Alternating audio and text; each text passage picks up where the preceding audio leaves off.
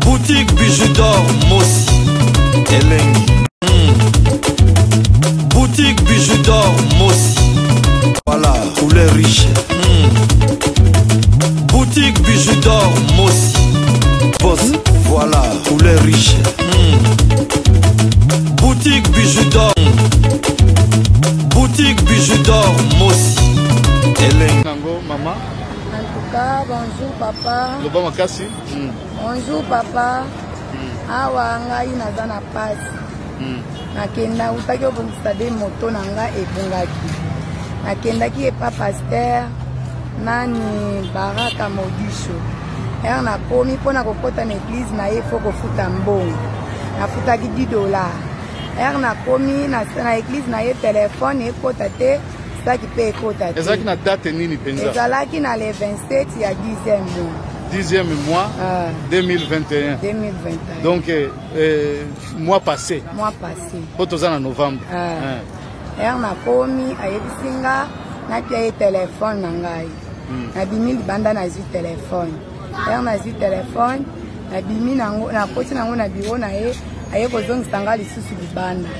Zonga mdimu wa nzambe zola kisanga ke oza na mbongo mobo $735 na zimbongo wana na pesi kendo ya lobi na insista 3 fois apianga mbongo na nga azoboya na komi okende ba protocole na ye na batu na ye bakomomena nsenga bazobundisa ngai nazosenga bato amawa osengela nga mbongo na ngai epa pasteur Baraka Modisho. Yo kendeki penza kosala nini kuna? Nakendaki. Ozalaki na problème nini? Nazalaki na problème ke apriye pona ba moto na nga mibale ebungaki. Er nakomi kuna ayebisinga ke napia ye mbongo naza nango pona priye pona ngai. Er napesi ye mbongo. Kana kanisike akopriye azongiselinga mbongo. Azolinga susu kozongisela nga mbongo. Ekomi kendo ya lobi. Soki na kei ba protocole na ye babandi kobundisa ngai. Nga moko nakoki te. Nde nasengi bato amawa bosengela nga mbongo na nga epa pasteur Baraka Modisho. Eza combien mbongo? Eza $735. Yo okendeki po a sambelela yo pona moto po oyeba moto ezali wapi? Esikoyo mbongo azwi mbongo na ndenge nini? Okamati mbongo kabeli ye? Nakabeli ye mbongo te. Napesi ye mbongo te. Ye moko ayebisinga na kati ya biro na ye ke yaka na azomono na mbongo moko boyaka to priye pona mbongo wana. Mbongo wana ezalaki wapi na tango wana? Ezalaki na kati ya saki na ngai na kote ya biro na ye $735. Tango pesi ye sikoyo alobi na ngai kende oyo alobi nga na insistaki 3 fois. Er na insiste aboyi alobi ke yo kende na kokimisa église minene boye mpona mbongo oyo yo kende kaka alobi okoya kozwa mbongo na yo. Ekomi soki na kei azobimisa ngai. Soki na kei azobimisa ngai na ba protocole na ye na batu nyonso église na ye akomoloba soki azongiseli nga mbongo wana nanga napesaki ye mbongo wana lokola mbongo ya loyer ye azoluka mbongo ya loyer. Soki azongiseli nga mbongo wana ekozala ane moko mwana akufi nga ane moko mwana akufi ngai. Oza marié? Oza na mobali? Naza na mobali na ngai. Na bana? Na bana misato. Osalaka nini? Natekaka tomate. Tomate yango oyo awa? $735. Ok. Est-ce que okendeki na police? Nakendaki la polisi te. Nayebisinga nakutana na basali ya nzambe, nakutana na chef wa bapasteur. Nakeye pa dodo kamba tokutani te. Bayebisinga nakepa mukuna, nakepe pa mukuna tokutani te. Bazolingaka tokutana na bango te ka baza na bapriere, er moko kokende baza te. Olobi batu ya église yango bazoloba nini mpona likambo oyo? Bazoloba ke mbongo napesaki lokola offrande. Ebela mbongo bongo nazwaki na likelemba na kozwa ngo wapi mpona napesa mpona na mbongo wana lokola offrande.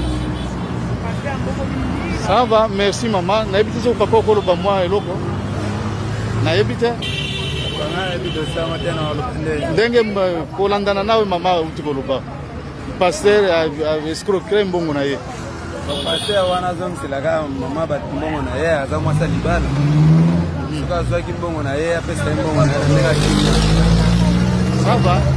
Bon, mama toyoki nyonso maloba na yo oyo ekoleka na internet lelo tokoluka tokutana na bato oyo bakosalisa yo soki baza na posa na yo pour que bazongisa mbongo okomona biso tokoya awa parce que problème wana elekisi bapaster bazolekisa mpenza eza normal te esengelaki basunga nde bato mais bakomisi koko escroke bato eza normal te. En tout cas tokomeka kosala oyo ya biso soki nzambe akosala okoya komona tomoni awa mpe lisusu. Merci mingi mama.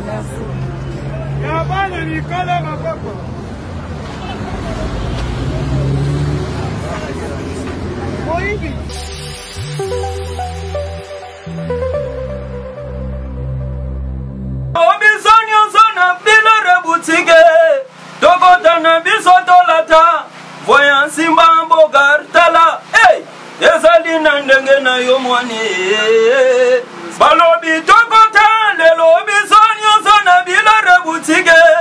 Tokota na biso tolata, voyant Simba Gartala, ay ezali na ndenge na yo mwane. Ka eye na kati ya matonge, maison de passage na biso. Maison de passage na biso ya goyo, maison de passage na biso ezana ba climatiseur, ezali climatisé. Maison de passage na biso ezana matonge na Irebu A37. Maison de passage na biso tozana ba appartement où ezali ya 2 chambres, salon, cuisine.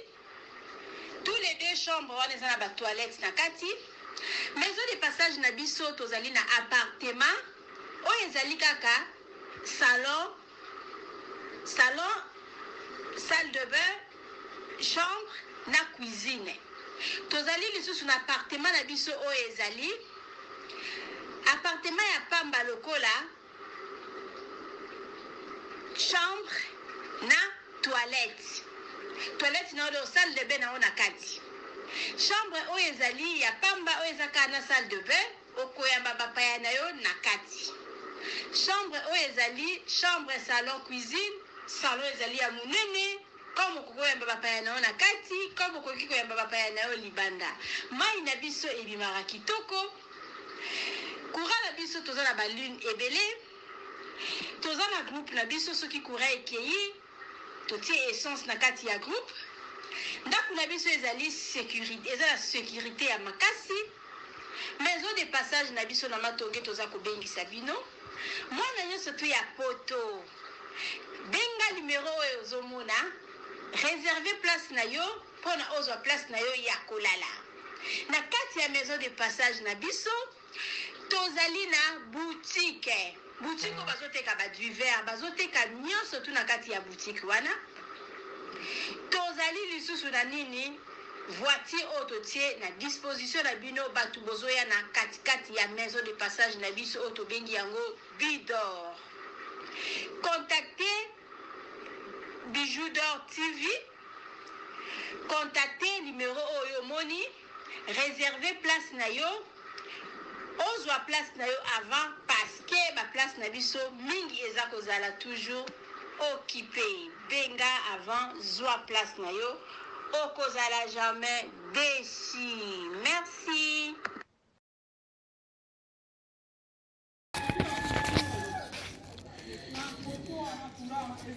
Salut, j'espère que vous allez bien.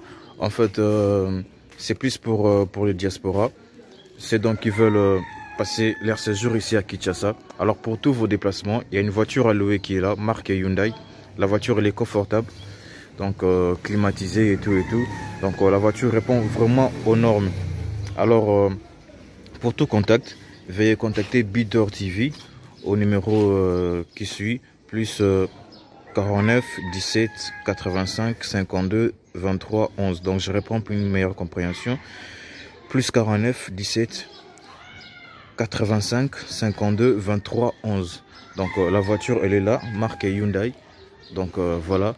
Donc ici nous sommes à Kinshasa. Donc pour tous les diasporas, pendant tous vos séjours à Kinshasa, voilà la voiture elle est là pour vos déplacements et tout. Donc partout où vous voulez y aller, la voiture elle est là.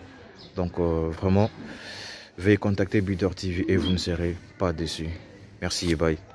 Oui, Botali, vidéo biso ya publicité voiture na biso eza na Congo moto lingo kende na yo Congo contactez Bidor TV na voiture oyo tu komona okozala jamais déçu parce que Maman Bijou d'Or alobi eza pona biso ba diaspora. Maman Bijou d'Or naza na besoin ya ba partenaire.